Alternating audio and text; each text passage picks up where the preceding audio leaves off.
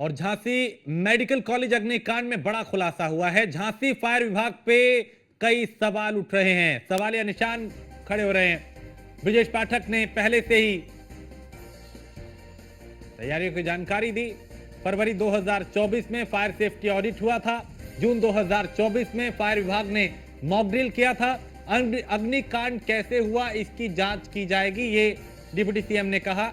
और फायर विभाग के उपकरण काम कैसे नहीं कर रहे, ये बड़ा सवाल है कि उन्होंने काम कैसे नहीं किया।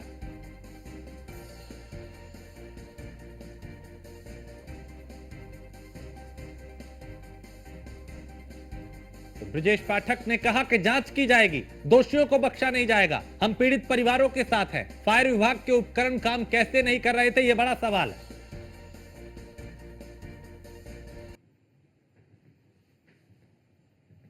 फरवरी में इसका फायर सेफ्टी ऑडिट हुआ था। इसमें फायर विभाग के साथ पूरी तरह से हम लोगों ने इसका ऑडिट किया था। अभी जून माह में हम लोगों ने मॉक ड्रिल भी किया था, जो समय समय पर सरकार के आदेशों के तहत मॉक ड्रिल किया जाता है। लेकिन ये घटना क्यों घटी, कैसे घटी, पूरी जांच रिपोर्ट आने के बाद हम कह पाएंगे। ये फरवरी में इसका फायर सेफ्टी ऑडिट हुआ था। इसमें फायर विभाग के साथ पूरी तरह से हम लोगों ने इसका ऑडिट किया था। अभी जून माह में हम लोगों ने मॉक ड्रिल भी किया था, जो समय समय पर सरकार के आदेशों के तहत मॉक ड्रिल किया जाता है। लेकिन ये घटना क्यों घटी, कैसे घटी, पूरी जांच रिपोर्ट आने के बाद हम कह पाएंगे। ये फरवरी में इसका फायर सेफ्टी ऑडिट हुआ था। इसमें फायर विभाग के साथ पूरी तरह से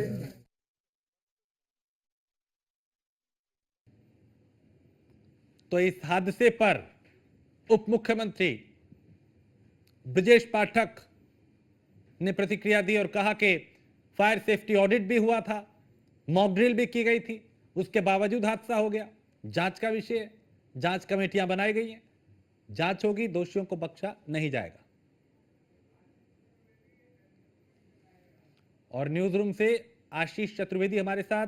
आशीष, ये जिस तरह का हादसा है, क्योंकि फायर सेफ्टी को लेके ऑडिट किया गया, मॉक ड्रिल किया गया, उसके बाद भी इस तरह का हादसा हो जाता है जिसमें 10 बच्चों की जान चली जाती है, तो फिर जिम्मेदार कौन है?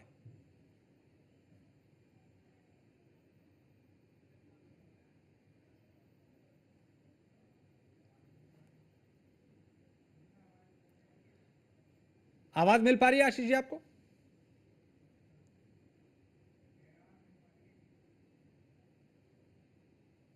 तो अभी शायद आवाज नहीं पहुंच पा रही, कुछ दिक्कत है, फिर संपर्क करेंगे विस्तार से और समझेंगे कि आखिर इतना जब ऑडिट हुआ, मॉक ड्रिल हुआ, सारी चीजों की व्यवस्था को देखा गया, उसके बाद फिर इस तरह की लापरवाही आखिर क्यों हुई।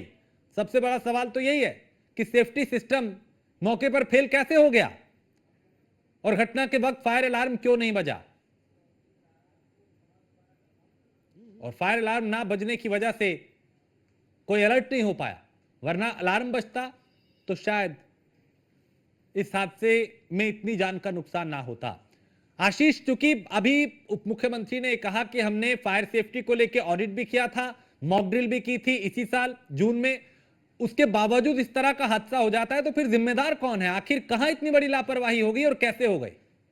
देखिए राजेश, जिस तरह से ब्रजेश पाठक ने बोला है कि जो फायर सेफ्टी को लेकर जो बात की है कि फरवरी में जो फायर सेफ्टी ऑडिट हुआ था और जून में जो है मॉक ड्रिल हुआ था, तो सबसे बड़ी बात यह है कि जब मॉक ड्रिल हो जाता है उसके बाद में समय समय पर जो फायर डिपार्टमेंट है वो मॉक ड्रिल करता है।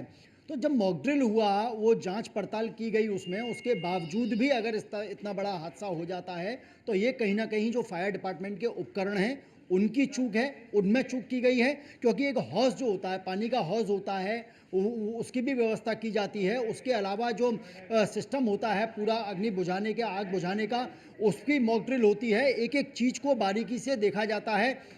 लेकिन सबसे बड़ी बात यह है कि जो फायर डिपार्टमेंट जो है, फायर डिपार्टमेंट के जो इक्विपमेंट जो वहाँ पर लगे हुए हैं वो कहीं ना कहीं काम नहीं किए, जिस वजह से जो है आग पकड़ती गई, आग फैलती गई। यदि वो अगर उपकरण सही तरीके से काम करते तो ये आग पर काबू तभी पाया जा सकता था। जी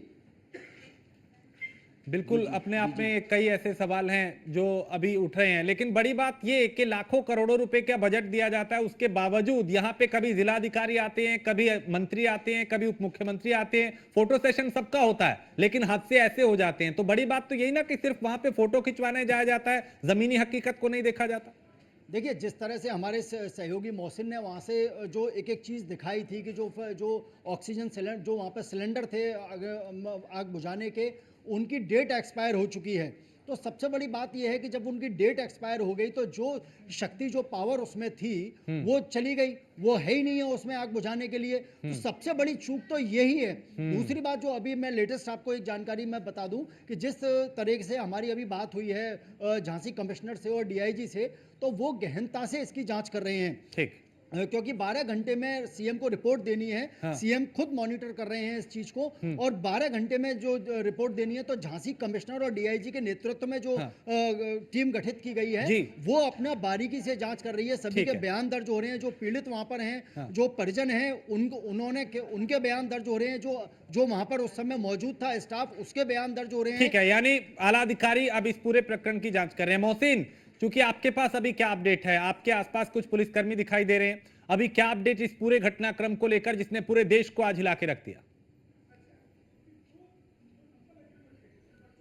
देखिए राजेश, बिल्कुल मैं एक बार सिलसिलेवार तरीके से आपको सारी चीज़ें बताता हूँ और अपने दर्शकों को एक एक चीज़ दिखाता हूँ। अभी फिलहाल जो यहाँ आप पुलिस की हलचल देख रहे हैं, क्योंकि क्राइम सीन को पूरी तरह से सील कर दिया गया है और कुछ ही देर पहले जो एसएसपी झांसी हैं वो अभी इस एसएनसीयू के अंदर गई हैं जहाँ पर आग लगी थी, जहाँ पर यह घटना हुई थी। वहाँ पर वो कई चीज़ों की बारीकी से जाँच करने के लिए अंदर गई हैं एसएसपी झांसी, और यहाँ पर पुलिस फोर्स को तैनात कर दिया गया है। यही वो जगह है जहाँ पर 10 मासूम बच्चों की जो चीख और हमारे साथ अविनाश चंद्र डीजी फायर इस वक्त हमारे साथ जुड़े हैं। अविनाश जी, चूंकि फायर सेफ्टी का ऑडिट हुआ, उसके बाद मॉक ड्रिल होती है और उसके बाद यहाँ पे इस तरह का हादसा हो जाता है, प्रथम दृष्टया क्या आपको लगता है कि ये बहुत बड़ी लापरवाही, कहाँ चूक हुई है? चूंकि ना अलार्म बजता है, ना फायर सेफ्टी के वैसे इंतजाम थे जैसे होने चाहिए थे। ऐसा है कि सूचना फायर डिपार्टमेंट को 10:31 पे मिली और 10:43 पे हमारी पहली गाड़ी वहाँ रिपोर्ट कर दी, और फिर उसके बाद सब्सिक्वेंटली 6-7 वाहन तो झांसी जनपद के, और फिर कुछ समय बाद जो है दूसरे आसपास के जो जनपद हैं जी, जालौन हो गया, कानपुर देहात हो गया, ललितपुर हो गया, वहाँ से गाड़ी और अधिकारी वहाँ पे पहुंचे। जो मुझे बताया गया कि वहाँ पे 18 इंक्यूबेटर थे जी, लेकिन क्योंकि वहाँ पे ज्यादा नवजात शिशु उपचार प्राप्त कर रहे थे और जो इलेक्ट्रिकल अप्लायंस है वो 24/7 अपनी सर्विस दे रहा था वहाँ पे जी, तो उसी में कहीं पे शॉर्ट सर्किट हुआ, और क्योंकि ऑक्सीजन भी वहाँ पे बच्चों को दी जा रही थी जी, तो ऑक्सीजन हाईली इन्फ्लेमेबल होता है और उससे जो है आग पकड़ी, ब्लास्ट हुआ, ऐसा अभी प्रयास लगाया जा रहा है। बाकी तो एग्जैक्टली क्या हुआ था, किस सीक्वेंस में हुआ था, ये जो कमेटी बनी है वो अपनी रिपोर्ट देगी। जो कमिश्नर और डीआईजी की अध्यक्षता में माननीय मुख्यमंत्री जी के निर्देश पर वो कमेटी बनी है, वो अपना छानबीन करके बताएगी, लेकिन ऐसा लग रहा है जी, ये हुआ था। बाकी जो टीम वहाँ पे डॉक्टरों की थी या जो भी वहाँ पे उपस्थित थे, उन लोगों ने जो 53 में से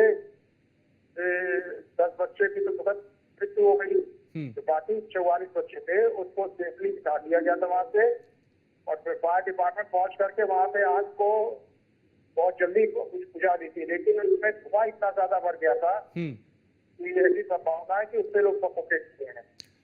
अविनाश जी, चूंकि प्रथम दृष्टया ये भी समझ में आया, दिखाई दिया, ऐसी जानकारी भी मिल पा रही थी कि वहां पे जो अलार्म होता है फायर अलार्म वो नहीं बजा था, उसके अलावा जो उपकरण थे वो उनकी डेट एक्सपायर थी। पुरानी बिल्डिंग थी, हाँ, ये पुरानी बिल्डिंग थी, वहाँ पे फायर अलार्म जब सब लोग सामने देख रहे हैं, ग्राउंड फ्लोर की बिल्डिंग थी, इस तरह की चीजों की ऐसी कोई बहुत ज्यादा मैच नहीं रह जाता है। ये सब चीजें इतनी स्पॉन्टेनियस होती हैं, इतनी तेजी से होती हैं कि उसमें जो है लोगों को रिस्पॉन्ड करने का समय नहीं मिलता है। तो अब वो जो चीजें पोस्ट इंसिडेंट जो भी उसमें जांच कमेटियां हुआ है वो अपना डिस्कस निकालेंगे, और भविष्य में इस तरह की घटना हो ना उसके लिए हम लोग प्रयास करेंगे जी, एफर्ट्स उठाएंगे। अविनाश जी, क्या जब ऑडिट होता है फायर सेफ्टी का, क्या उसमें तब ये सब चीजें नहीं देखी जाती? क्या चीज? जब ऑडिट होता है, फायर सेफ्टी ऑडिट वगैरह होता है, जब आप लोग जिस उस चीज को क्रिएट करते हैं, जिस तरीके के हालात बनते हैं, हाँ अभी इसमें हम लोगों ने मेडिकल कॉलेजेस का, डिस्ट्रिक्ट हॉस्पिटल्स का, प्राइवेट नर्सिंग होम का, प्राइवेट हॉस्पिटल्स का, सबका मैसिव स्टेज पे फायर सेफ्टी ऑडिट करवाया था, मॉक ड्रिल करवाया था, इवैक्यूएशन ड्रिल करवाया था। उसमें जो कमियां रहती हैं उनको बताया जाता है, जो ओनर होते हैं या ऑक्यूपायर ऑफ दी बिल्डिंग होते हैं या जो उसके मैनेजमेंट में होते हैं, तो उनको ठीक करवाने की जिम्मेदारी उनकी होती है। ओनर ऑफ द बिल्डिंग या ऑक्यूपायर ऑफ द बिल्डिंग की होती है। हम लोग को पॉइंट आउट कर सकते हैं जी, लेकिन फायर फाइटिंग सिस्टम लगा होना केवल जो है इस बात का गारंटी नहीं है कि आज लगेगी नहीं, और आज लगेगी तो बुझ जाएगी अपने से। उसको जो है फायर फाइटिंग सिस्टम को फंक्शनल करने के लिए, ऑपरेट करने के लिए ट्रेंड मैन पावर की जरूरत होती है, 3 शिफ्ट में जरूरत होती है, उसको रखना पड़ता है। तो कमियां जो है कहीं ना कहीं उसमें कमी रह जाती है, इसी वजह से आग लगती है। और हमारा तो उद्देश्य यही रहता है कि आग लगे ही ना, और उसके लिए इलेक्ट्रिकल वायरिंग के ऑडिट पे हमेशा से फायर डिपार्टमेंट स्ट्रेस करता रहा है कि अपने बिजली का लोड टिकवा करके जो भी इलेक्ट्रिकल अप्लायंसेस चलते हैं उसके हिसाब से तारों को मजबूत करा लें। ठीक है। अविनाश जी बस मैं 1 मिनट, हाँ अविनाश जी को भी जो है कुछ रेस्ट देना चाहिए। ठीक है। अविनाश जी, हमारे इनपुट एडिटर एक सवाल आपसे करना चाह रहे हैं। हाँ अविनाश जी, एक सवाल बस हमारे इनपुट एडिटर आशीष जी आपसे करना चाह रहे हैं। आशीष, क्या उनका फेलियर है? क्योंकि ब्रजेश पाठक ने, डिप्टी सीएम ने ये बोला कि फरवरी में उसका ऑडिट हुआ था, जून में मॉक ड्रिल हुई थी, और फायर डिपार्टमेंट समय समय पर उसको जो मॉक ड्रिल करता रहता है, तो कहीं ना कहीं हाइडेंट सिस्टम जो था उसका फेलियर था ये।